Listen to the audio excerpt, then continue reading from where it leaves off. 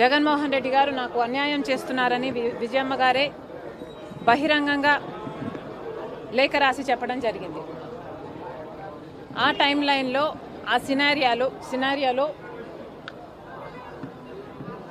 జగన్మోహన్ రెడ్డి గారికి విజయసాయి రెడ్డి గారికి మధ్య జరిగిన సంభాషణ గురించి, ఆ ఇన్సిడెంట్ గురించి విజయసాయి రెడ్డి గారు నాకు చెప్పడం జరిగింది. ఒకరోజు జగన్మోహన్ రెడ్డి గారు సాయిరెడ్డి గారికి ఫోన్ చేసి, ఇలా షర్మిలమ్మ ఈ విషయాలన్నీ బయటపెట్టింది, నువ్వు బహిరంగంగా ప్రెస్ మీట్ పెట్టి మీడియాలో షర్మిలమ్మ అబద్ధాలు చెప్తుంది అని చెప్పమని అడిగినట్లు విజయసాయి రెడ్డి గారు చెప్పారు. దానికి విజయసాయి రెడ్డి గారు సమాధానం చెప్పారంట, ఇలా కుదురుతుంది సార్,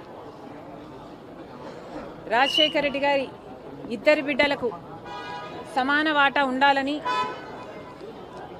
రాజశేఖర్ రెడ్డి గారు ఉన్నప్పుడే జరిగిన డిస్కషన్స్లో మీరు నేనే కాదు సార్, ఆ డిస్కషన్స్లో చాలాసార్లు షర్మిలమ్మ గారు, భారతమ్మ గారు, విజయమ్మ గారు అందరూ ఉన్నారు. మరి ఇంతమందికి తెలిసిన విషయం అబద్ధమని నన్ను ఎలా చెప్పమంటారు? నా వల్ల కాదు, ఈ ఒక్కసారికి ఈ ఒక్క విషయంలో నన్ను వదిలేయండి అని బ్రతిమాలుకున్నారట. దాంతో జగన్మోహన్ రెడ్డి గారు తర్వాత రోజుల్లో అదే విషయాలను సుబ్బారెడ్డి గారి చేత ప్రెస్ మీట్ పెట్టి చెప్పించడం జరిగింది. ఆ ప్రెస్ మీట్ తర్వాత జగన్మోహన్ రెడ్డి గారు మళ్ళీ సాయిరెడ్డి గారికి ఫోన్ చేశారని చెప్పారు.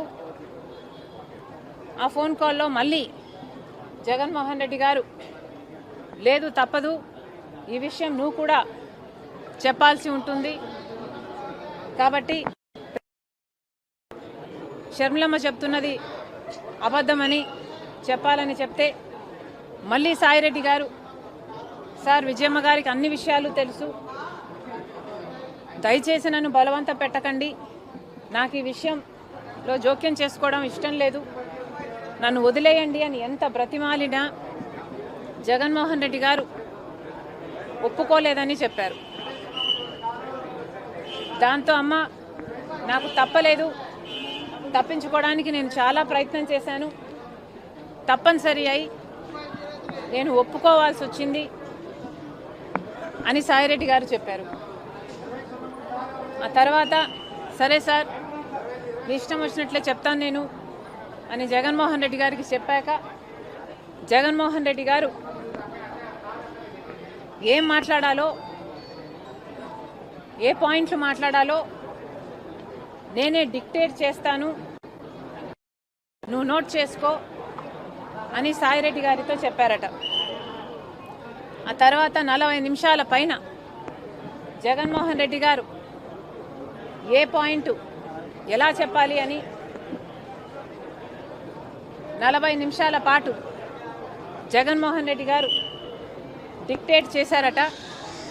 ఆ డిక్టేషన్ను సాయిరెడ్డి గారు నోట్ చేసుకోవడం జరిగిందట. ఆ తర్వాత జగన్మోహన్ రెడ్డి గారు 7 గంటలకి ప్రెస్ మీట్ పెట్టేయి అని చెప్పారట. దానికి సాయిరెడ్డి గారు, లేదు సార్ నేను ప్రెస్ మీట్ పెడతానని చెప్పాను కదా, నాకు కొంచెం టైం ఇవ్వండి, నేనైనా నా మైండ్ అయినా దీన్ని అర్థం చేసుకోవాలి, జీర్ణించుకోవాలి కదా, నేను పెడతాను సార్, నాకు కొంచెం టైం ఇవ్వండి అని కోరారట. ఆ తర్వాత సాయిరెడ్డి గారు ఆ ప్రెస్ మీట్ పెట్టడం జరిగింది. ఇది సాయిరెడ్డి గారు ఎలా అయితే నాకు నరేట్ చేశారో అలాగే నేను మీకు నరేట్ చేయడం జరిగింది.